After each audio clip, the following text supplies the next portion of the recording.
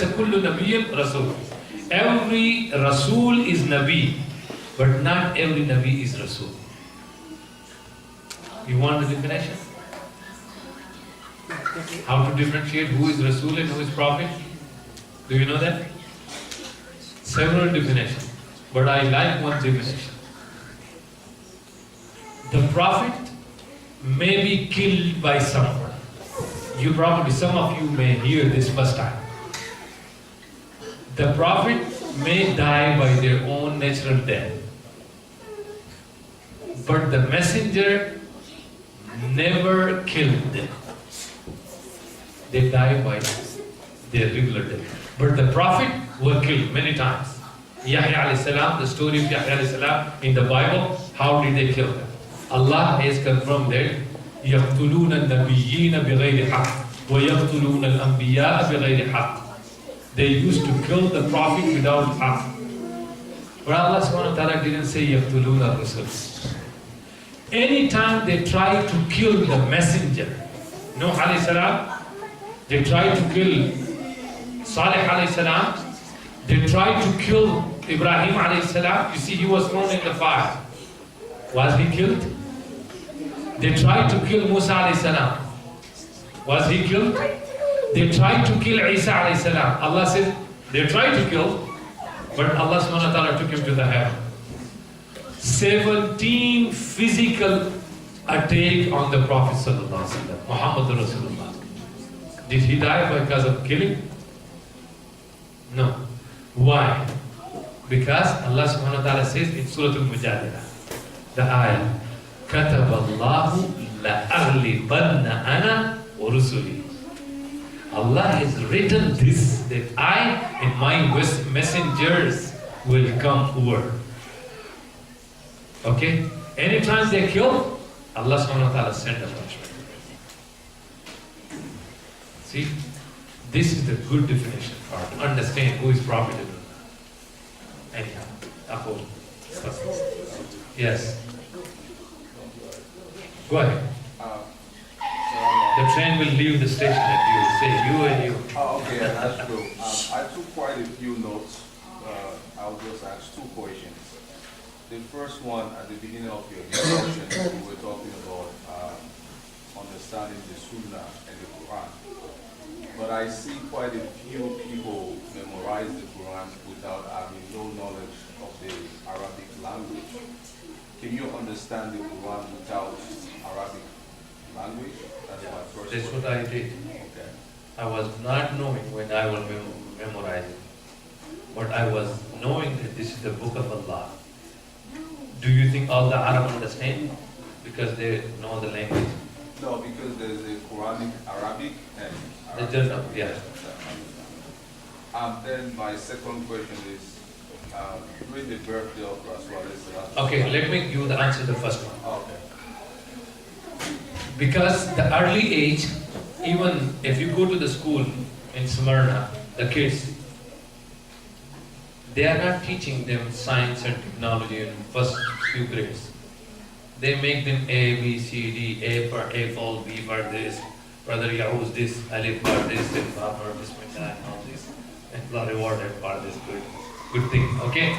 So the first stage, the mind is very fresh. They have no other responsibility, financial crisis. There's the best age to memorize the Quran. I give you the proof. Yes, you are allowed without understanding. You remember one of the famous hadiths, the Prophet ﷺ, he says, they read Quran and Allah will give you for each letter 10 reward. Okay? And he says, I don't say that Alif Lam Mim is letter. But Alif is letter, Lam is letter, Mim is letter. Now, and why did he select to say Alif Lam Mim? Does anyone know the meaning of Alif Lam Mim? So you are saying Alif Lam Mim, you do not know. What does it mean?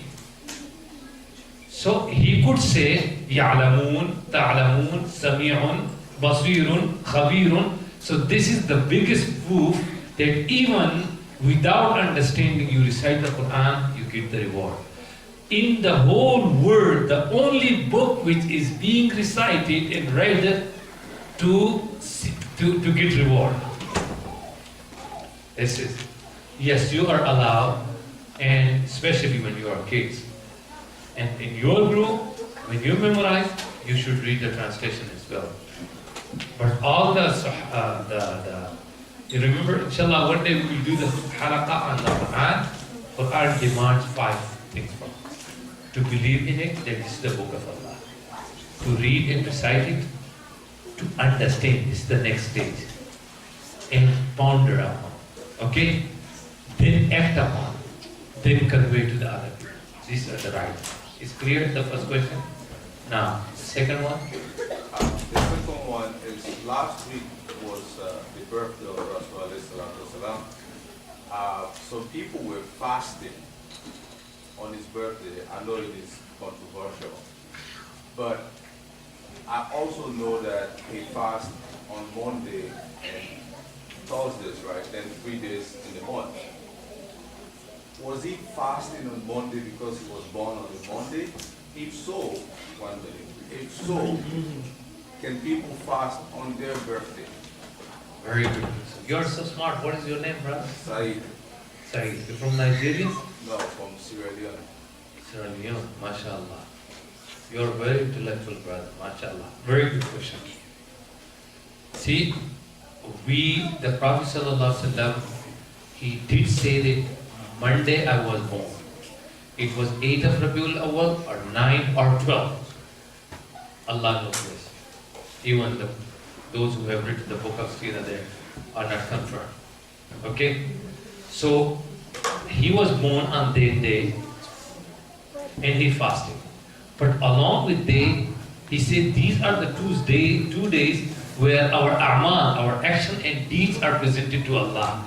And he says, I want my deeds and action to be presented to Allah while I'm in a state of fasting. This is another proof. But fasting on Monday and Thursday, this is the sunnah. And we just mentioned, whoever loved the sunnah of the Prophet, he loved the Prophet. Okay? And who loves will be with him in Jannah.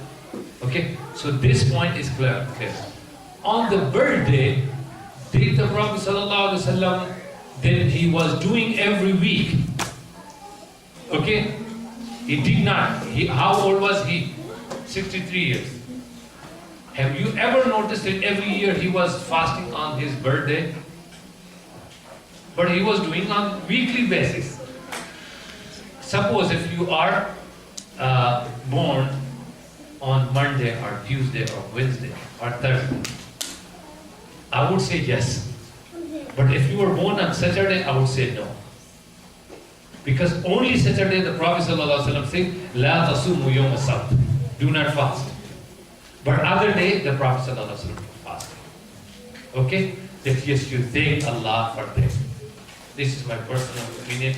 I may be wrong. Wallahu a'lam. Okay? Clear? Exactly. Sheikh Makram.